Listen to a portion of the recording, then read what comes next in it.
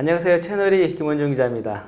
이번 콘텐츠는 축구나 농구 그리고 스키를 좋아하시는 분들 뿐만 아니라 생활 스포츠를 좋아하시는 분들에게 굉장히 유용한 정보가 될 것 같은데요.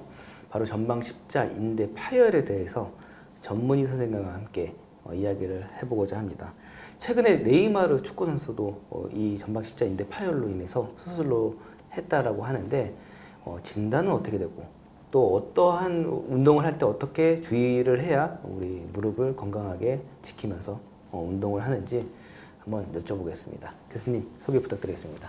안녕하세요. 공국대병원 무릎관절센터 반월 연골판 이식 클리닉장을 맡고 있는 이동원입니다.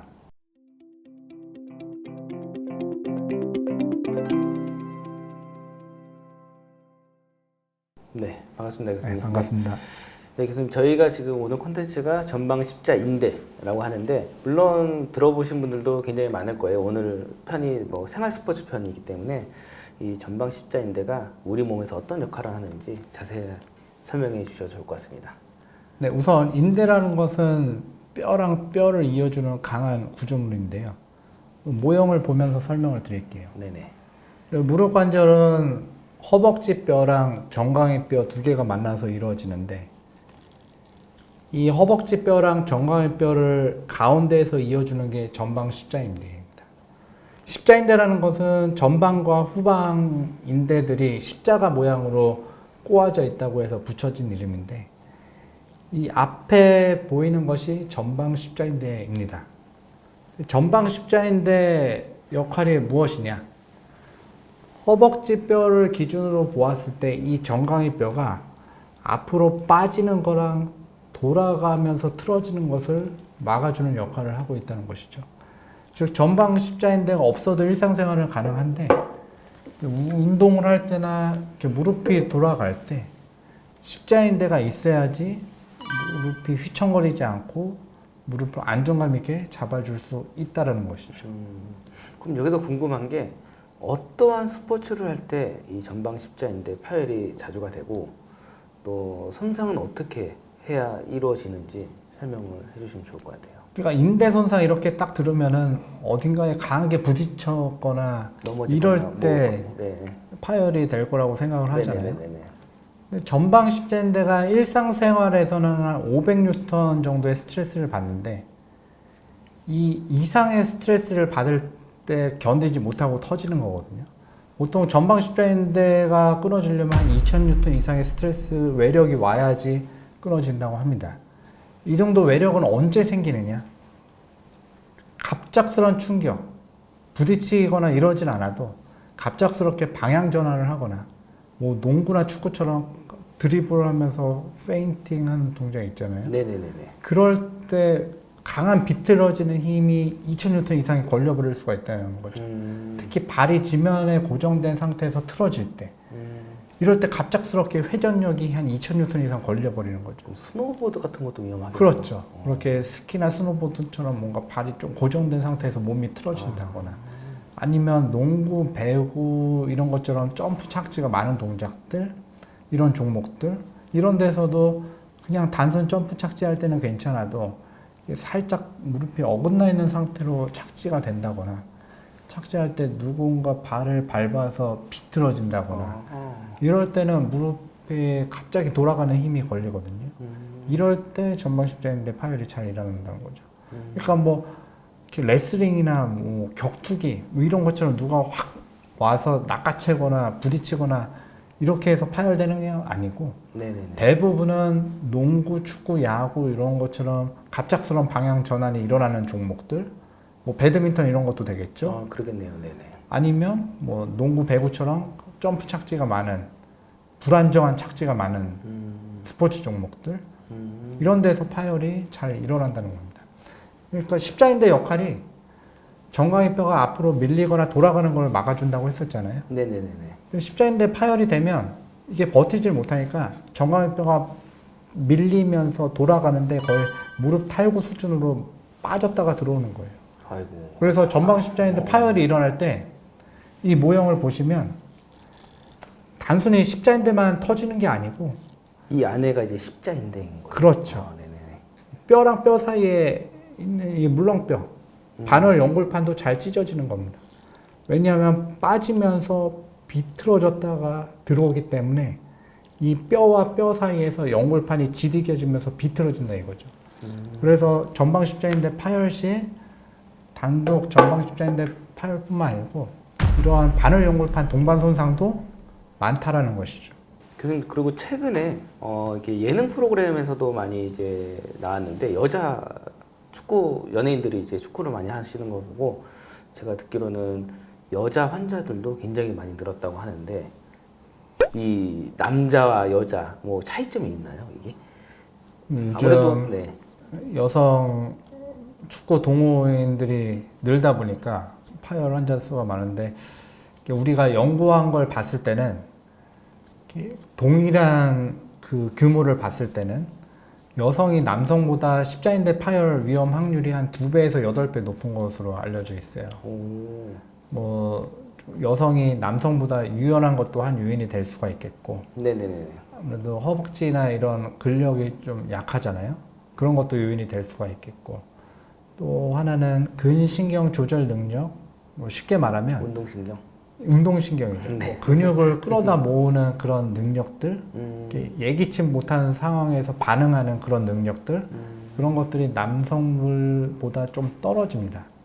그래서 이런 여러 가지 원인들, 가설들이 있는데 이런 것들을 토대로 봤을 때 남성들보다 위험이 더 높다 이렇게 보는 것이죠.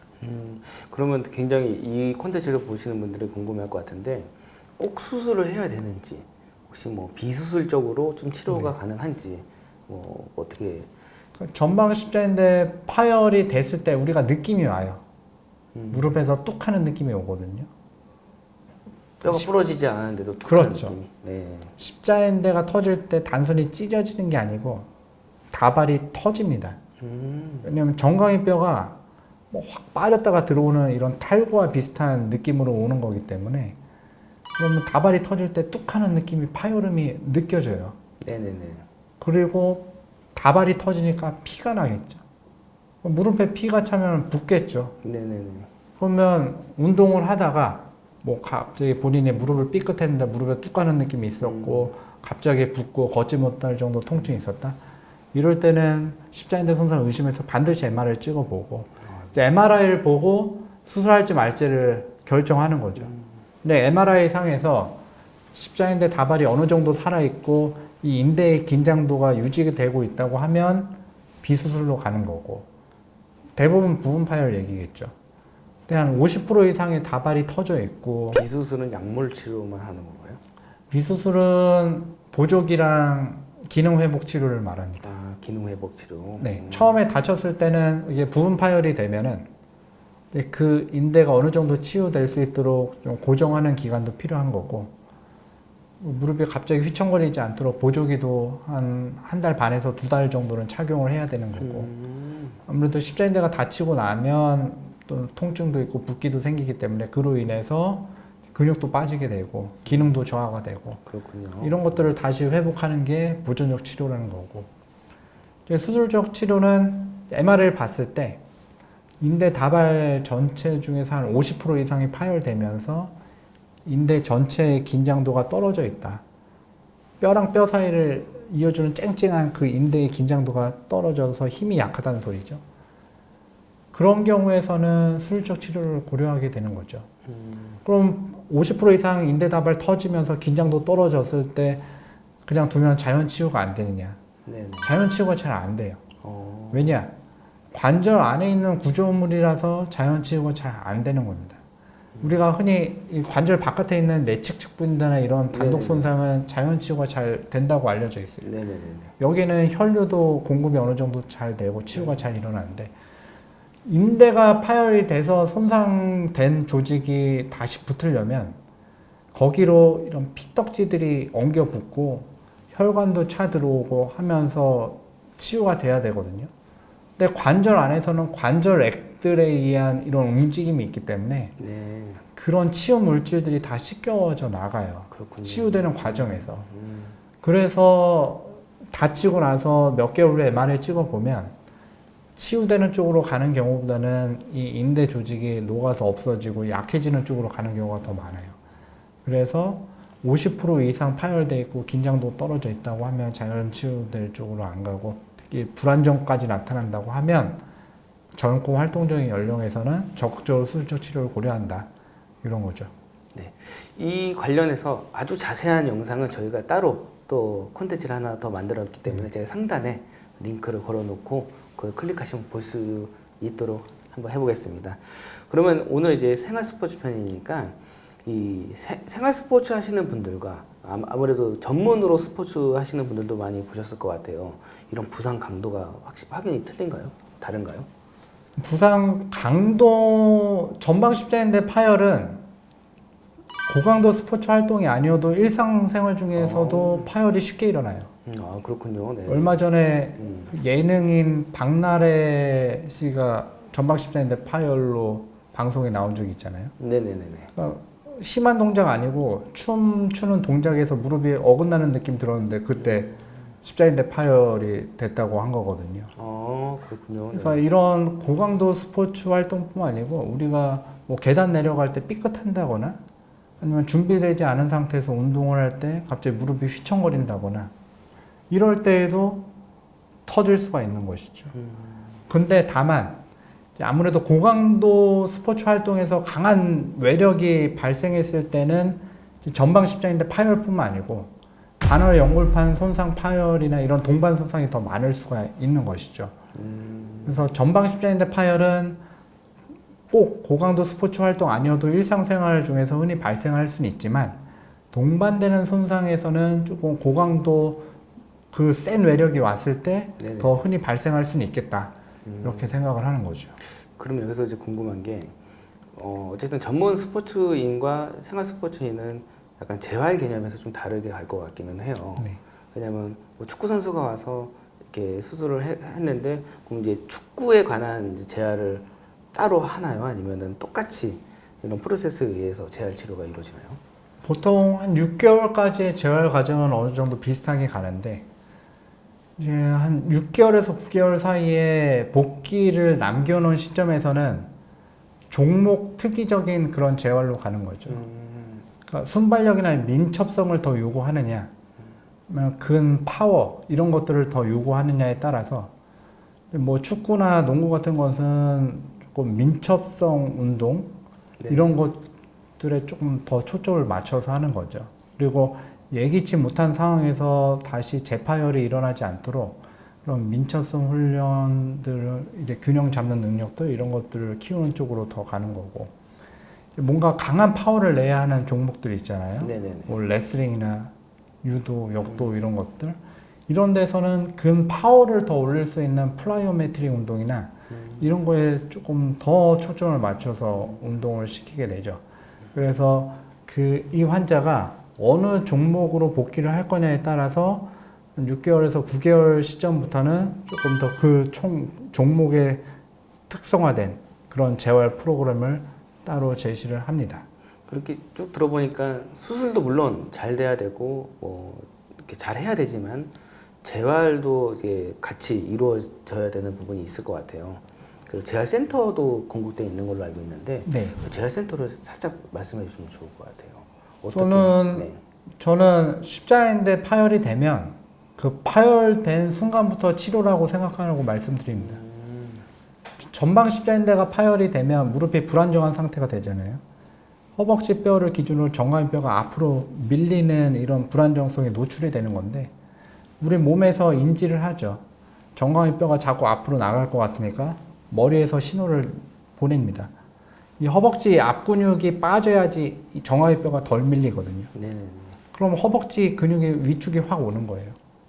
그럼 근육 위축이 오면 특히 허벅지 앞 근육이 위축이 오면 걷는 데에 지장이 생겨요. 여기 앞에 근육은 빠지고 뒷 근육은 과하게 긴장되고 하면 구부정거리고 쩔뚝쩔뚝거리게 되죠. 네네네. 그렇기 때문에 다친 순간부터 이런 비정상적인 패턴을 정상으로 돌릴 수 있도록 기능 회복 훈련이 필요합니다.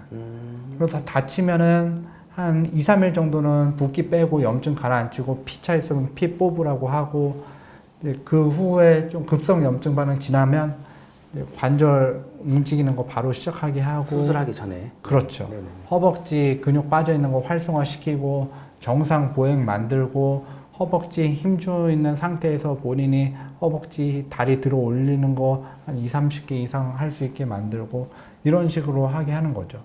그래서 다치고 난 순간부터 이런 식의 기능 회복 프로그램을 적용시키는 거고 이런 식으로 기능이 회복이 된 상태여야지 수술하고 나서도 재활이 빨리 될 수가 있습니다. 그래야지 운동 복귀도 빠른 거고. 그리고 이제 또 수술하면 또 수술로 끝이 아닌 거죠. 그렇죠. 네네네. 그러니까 수술을 했다고 해서 치료가 된 게 아니에요. 수술 후부터 또 바로 재활 시작입니다. 기능 회복 시작이에요. 그러면 우리가 수술 전에 배웠던 다치고 나서 바로 적용했던 기능 회복들이 있잖아요. 네네네. 이런 프로그램들을 몸에서 기억하고 있는 걸 수술하고 다음 날부터 바로 적용을 하는 거고 이제 3주, 6주, 3개월, 6개월 이런 식으로 기능 회복 프로그램들이 바뀝니다. 업그레이드가 돼가는 거죠. 여기에 맞춰서 하는 거고 한 3개월 정도 됐을 때 근력이나 이런 여러 가지 기능 평가들을 해서 양측 근력 차이가 한 30% 이내 들어왔다 하면은 가벼운 조깅부터 시켜보는 거고 6개월째 한 양측 근력 차이 기능 검사들 했을 때 양측 불균형이 한 15% 이내로 들어왔다 하면은 뭐 배드민턴 같은 가벼운 레크레이션 정도 운동도 시켜보는 거고 한 9개월에서 1년째 완전히 한 5에서 10% 이내까지 좁혀진다. 양측의 격차가. 그러면은 완전 복귀까지도 갈 수 있게 하는 거고. 일단 수술 전부터 수술 후까지 모든 게 다 케어가 돼야 되는 건데 이런 케어를 할 수 있으려면 전문 스포츠의학 센터가 있어야죠. 이게 진료 현장에서는 못해요. 불가능합니다. 또 집에 가서 하라 그러면 또 그게 지켜지지 네, 않고. 그렇습니다. 그래서 이러한 프로그램들을 체계적으로 적용시킬 수 있는 그런 기관이 있어야 되는데 이런 것을 운영할 수 있는 게 대학병원에서는 그렇게 많지가 않아요. 그래서 스포츠의학 센터를 갖고 있는 게 굉장한 이런 스포츠의학을 하는 의사 입장에서는 강점이라는 것이죠. 혹시 그러면 지금까지 이렇게 수술을 하셨던 전문 스포츠인들 중에서 좀 기억에 남은 환자 케이스가 있을까요? 지금 최근에 두 명이 기억이 나는데요.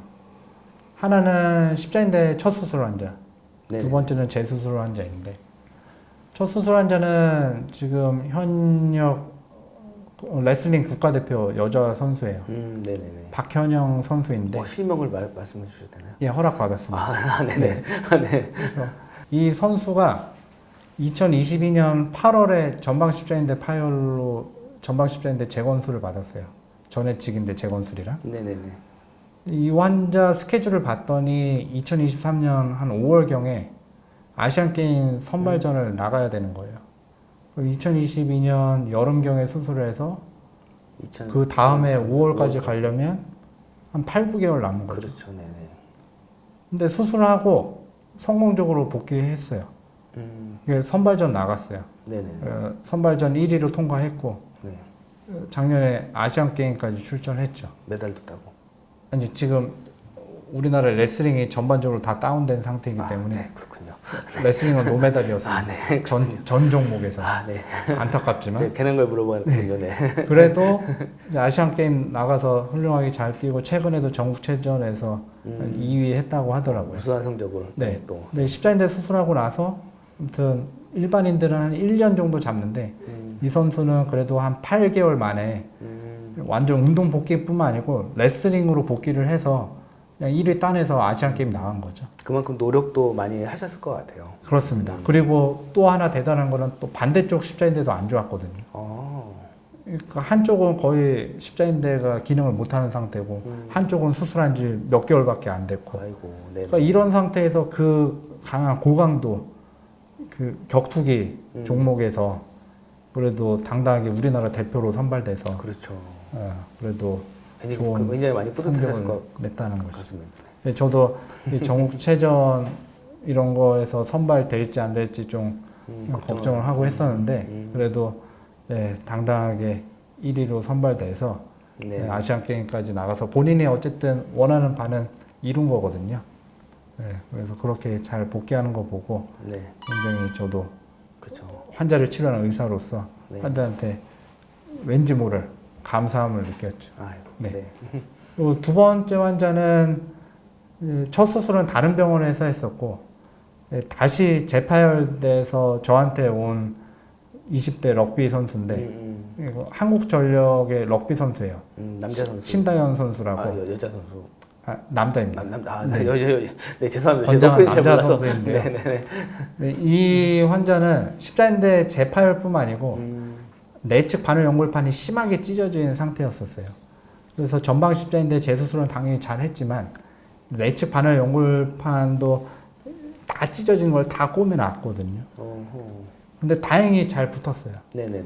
그래서 이 환자도 한 1년 만에 럭비로 바로 복귀를 했고 윤도 거의 국가대표급의 활약을 해주고 지금도 있고 현역으로 뛰고 계시고. 그렇죠. 아. 얼마 전에 2년째 돼갖고 금속 재고술 하면서 관절경 검사도 다시 해보고 했는데 십자인대도 다행히 잘 생착됐고 안쪽 내측 바늘 연골판 꼬매놨던 것도 다 생착이 잘 됐고 그래서 지금 열심히 잘 뛰고 있습니다. 네.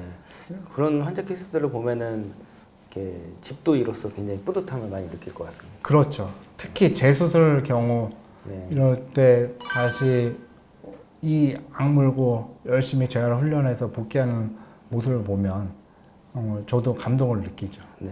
그리고 네. 또 이 두 명의 선수들은 레슬링, 럭비 그냥 일반 스포츠가 아니잖아요. 그렇죠, 그렇죠. 네.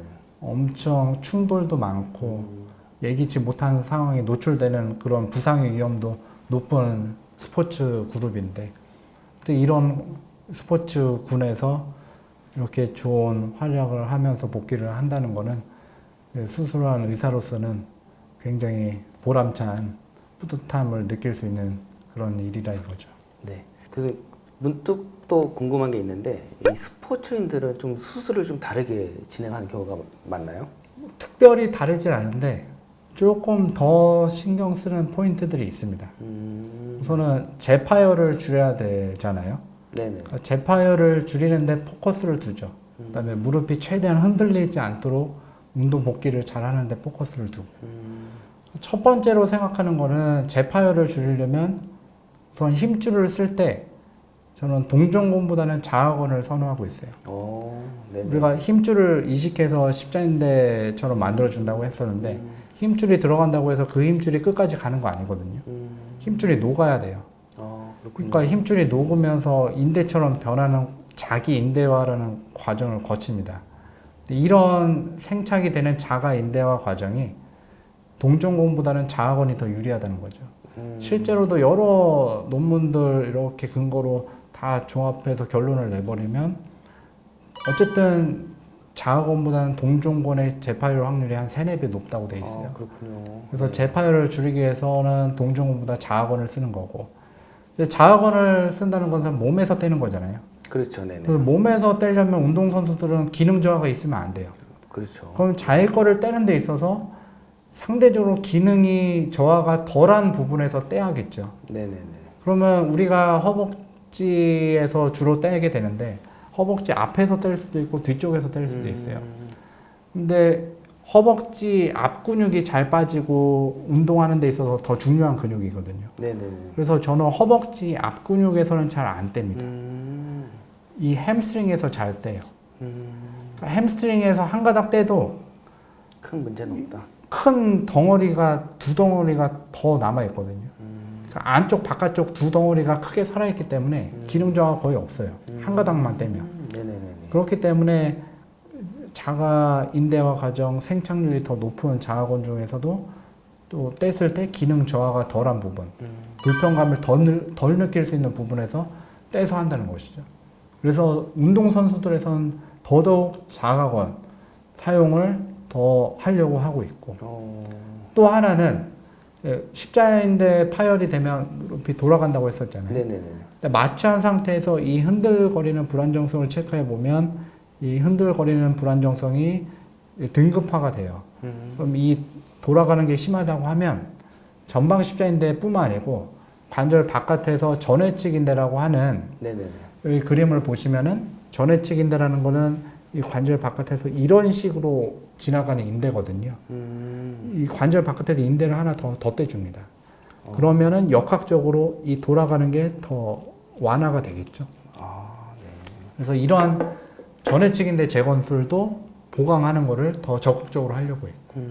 그래서 어쨌든 재파열을 줄이기 위해서 네네네. 더 노력을 하고 있다. 이렇게 이해를 하시면 됩니다. 네, 알겠습니다. 그럼 이제 마지막 질문이에요. 네. 오늘 이 컨텐츠를 보시는 분들이 이 생활 스포츠를 하시는 분들이 좀 많을 것 같아요. 네. 이런 스포츠 동호인들에게 좀 조언을 할 게 있다면 어떤 게 있을까요? 저는 운동을 할 때 네. 준비 운동을 충분히 하고 해라라고 강조를 드리고 싶습니다. 이 십자인대 파열이 되는 동작들이 접촉성 손상보다는 비접촉성 손상이 많거든요. 예기치 못한 동작에서 다리가 무너지면서 돌아가는 동작들 이런 것들은 어느 정도 예방 프로그램을 통해서 교정이 될 수가 있어요. 이 예방 프로그램이 어려운 거 아니거든요. 뭐 유튜브나 이런데 피파 11 인저리 프리벤션 프로그램 이런 거 검색해 보면 피파 11 예방 프로그램 이런 거 검색해 보면 영상으로도 나와요. 몸 푸는 거 네, 말씀하시는 그렇죠. 거죠? 네네. 그런 영상들 보면 대부분 이제 코어 잡는 훈련들, 이런 점프 착지할 때 무릎이 무너지지 않게, X자 다리 무너지지 않게 일자로 착지하는 거, 이렇게 안정되게 자세 균형 잡는 거, 한 다리로 균형 잡는 거, 이런 훈련들이거든요.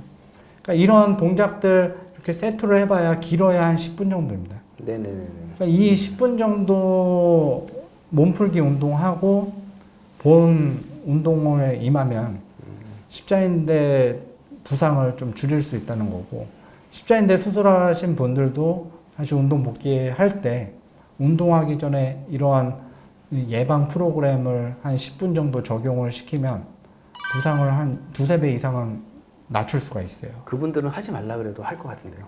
한번 당했기 때문에. 근데 또 막상 안 하십니다. 네, 또 귀찮아서 하게 되면 네, 그냥 이제 공만 보면 잔디만 보면 이렇게 딱 뛰고 싶으니까 그렇죠. 잘 안 하게 되죠. 네네네. 그래서 저는 부상을 막으려면 이런 것들은 좀 잘 기억을 해놨다가 이제 이렇게 그냥 단체로 하면 되거든요. 단체로 한 10분만 투자를 해서 시간 내서 하면은 건강하게 스포츠를 즐길 수 있다는 것이죠. 네. 그리고 전방 십자인대 파열 자체가 이제 동반 손상도 많고 수술하고 재활 과정도 길고 좀 고생스러운 그런 부상이긴 해요. 네네네. 무릎 기능에선 또 중요한 역할을 하는 인대가 끊어진 거니까. 그래도 낙담하실 필요는 없습니다. 전방 십자인대 수술 잘 하고 잘한다는 거는 정확하게 수술하는 거죠. 네네네. 정확한 위치로 터널 만들어서 십자인대로 잘 만들어주고 또 수술 전부터 수술 후까지 체계적인 재활 프로그램 잘 받으시면 얼마든지 안전하게 운동 복귀 다시 하실 수 있습니다. 그래서 십자인대 파열 당하신 그런 스포츠인, 네. 스포츠 열성 분들도 너무 낙담하지 마시고 희망을 갖고 수술하고 재활에 임하시면 될 것 같고, 제가 전문가로서 이 부분은 책임지고 조금 더 결과를 높이려고 노력하고 있으니까요. 항상 걱정하지 마시고 건강하게 운동 복귀하시길 바랍니다. 부상당하면 교수님한테 가야 되겠네요. 아, 네, 맞습니다. 네, 알겠습니다. 오늘 이렇게 마무리를 할 건데 저희 끝인사 알고 계시죠?